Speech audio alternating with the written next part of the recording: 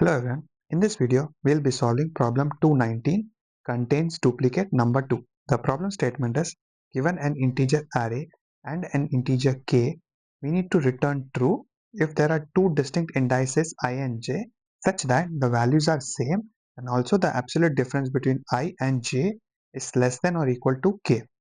In example number 1, we have 1, 2, 3 and 1 and k is given as 3. So if we look for duplicate values, we have the 1 at the start and the end of the array.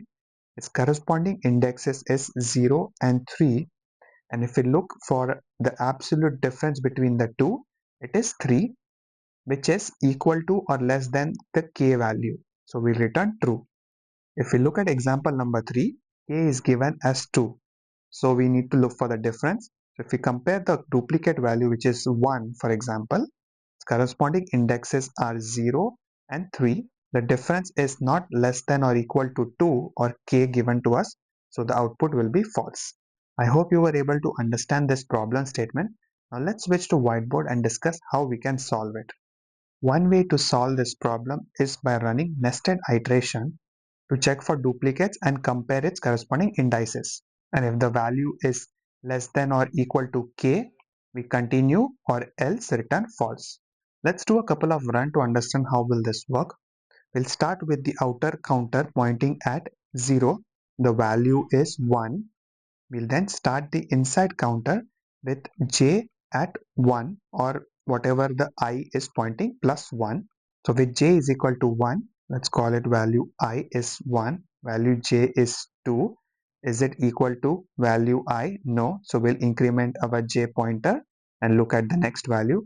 We'll continue this until value I is equal to value j. So we'll encounter that situation when j is equal to 3.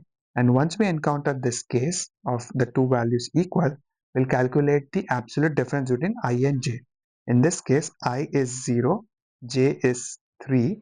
Its difference is going to be 3. It is greater than k, so we'll stop the iteration and return false.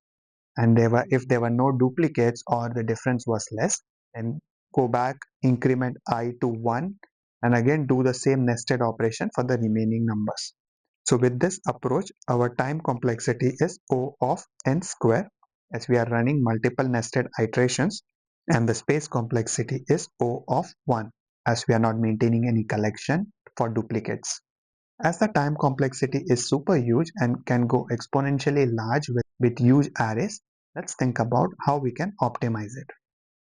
One thing you may have noticed when we were doing the iteration is we just want to compare the duplicates. So with this input, we need to compare this one's index with the next occurrence. We don't care if it occurs again, at least not when we are checking for this instance. If there is one more entry in this array for 1, we'll compare it against the closest index or closest duplicate, not with the first one or all of them. So we'll just keep our checks focused on the immediate or the closest duplicate instance. And to do the comparison, we just need to make sure that we have this value and its corresponding index. This looks like a dictionary or a hash map. As we start the iteration on the array, we should check if it exists in the dictionary. If not, then we should add the value along with its index. And let's say as we are iterating further into the collection and we stumble upon a number which already exists in the dictionary, then we compare the value in the dictionary against the index of the current element, calculate the difference and do the similar check. Let's do a couple of simulations to understand how will this work. Starting with I is equal to 0. Does 1 exist in my hash set? It does not exist, so I will add it. So 1 comma 0, 1 being the value and 0 being the index. Now I will increment my I to 1. We are pointing at 2. 2 does not exist, so we will add it. It will be 2 comma 1, 1 being the index again. Incrementing my pointer. 2 pointing at 3, adding it to my collection. 3 comma 2, incrementing my pointer now. We are looking at 1. Does 1 exist? Yes, it exists. So we'll take this value, compare this 0 against the current I.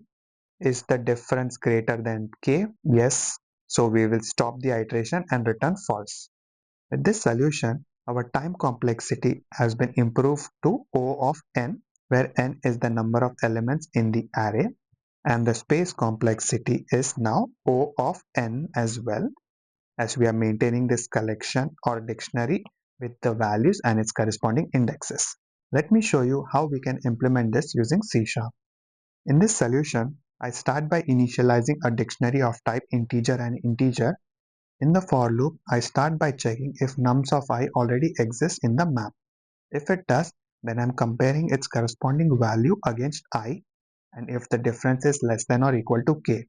If it is, then I'm returning true, and if not, then I'm saving the current value of I into the collection. Let's say if the nums of I does not exist in the collection, which means that we have not yet encountered that value or it is unique. So I'm adding it to the map with its corresponding index. After this iteration is done, if we do not encounter any such combination, we return false.